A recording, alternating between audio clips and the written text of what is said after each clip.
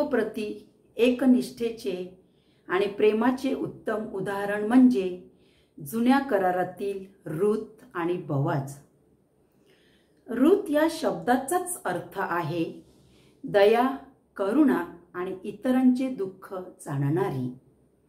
आज मी रूथ ह्या सद्गुणी स्त्रीबद्दल सांगणार आहे। इस्रायलमधील बेथलेम गावात नामी आपल्या कुटुंबासह राहत होती। जेव्हा बेथलेमला मोठा दुष्काळ पडला तेव्हा नामी आपल्या दोन्ही मुलांसह आणि पतीसह मोआब ह्या देशात निघून गेली।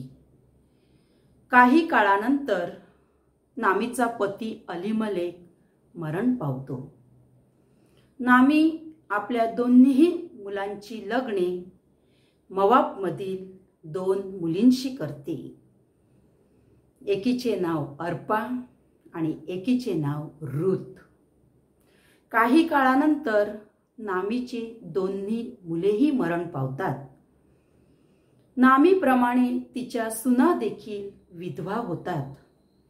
जेव्हा नामीला कळते बेथलेमला परमेश्वराने मोठा आशीर्वाद दिला आहे, तेव्हा ती आपल्या गावी जाण्यास निघते। ती आपल्या सुनांना म्हणते, तुम्ही आपल्या माहेरी निघून जा। देव करो आणि तुम्हास पतिगृह प्राप्त होऊन विसावा मिळो।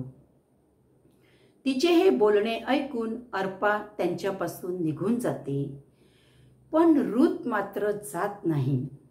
रूथ म्हणते, मला सोडून जा आणि माझ्या मागे न येता निघून जा असा आग्रह मला करू नका। तुम्ही जिथे जाल तिथे मी येईन, तुम्ही जिथे राहाल तेथे मी राहीन। तुमचा देव तो माझा देव, तुमचे लोक ते माझे लोक। तुम्ही मराल तिथेच मी मरेन आणि तिथेच माझी मूठ माती होईल। नामीचा परमेश्वर खरा व सत्य परमेश्वर आहे हे रूथने ओळखले होते। रूथने नामी बरोबर जाण्याचा एक चांगला निर्णय घेतला होता। माझी सासू आता म्हातारी झाली आहे, ती एकटीच आहे, तिचे सर्वस्व गेले आहे। माझ्या सासूला माझी गरज आहे हे रूथने जाणले। ज्या गावाची, ज्या लोकांची आणि ज्या देवाची रूथला ओळख नव्हती, अशा गावी जाण्यास रूथ तयार होते। त्या दोघी रिकामी हातानेच बेथलेमला येतात। खायला काहीतरी मिळावे म्हणून रूथ आपल्या सासूची आज्ञा घेऊन बाजूच्या शेतात जाते। त्या शेतात उरलेले दाणे ती गोळा करते। रूथ ही एक मेहनती स्त्री होती।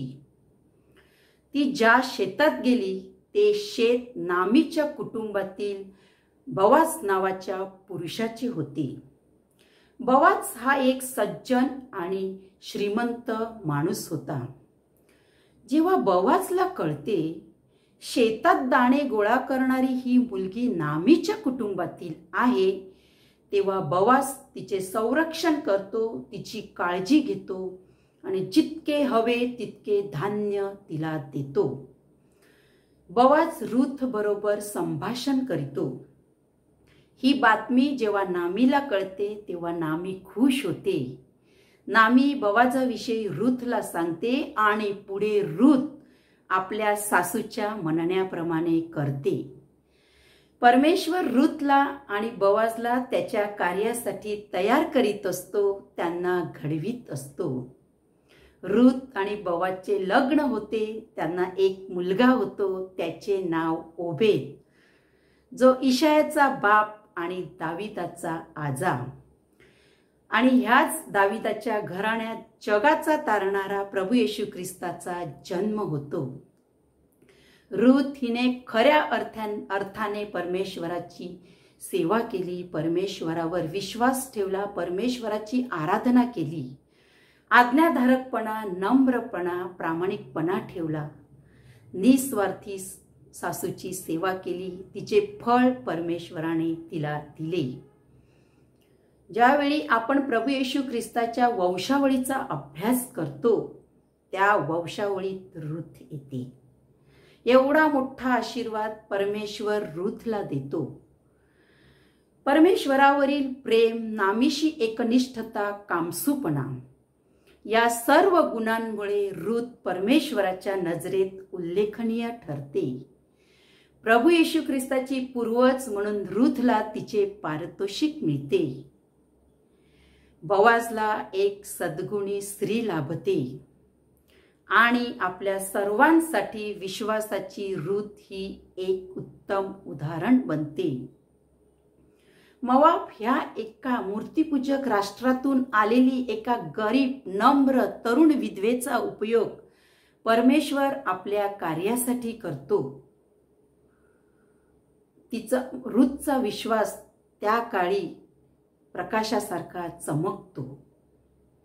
रूथची कहाणी वाचल्यावर आपल्याला एकच आश्वासन मिळते की कितीही कठीण काळ असो, देव नेहमी आपल्या लोकांची काळजी घेतो आणि आपला उद्देश पूर्ण करतो.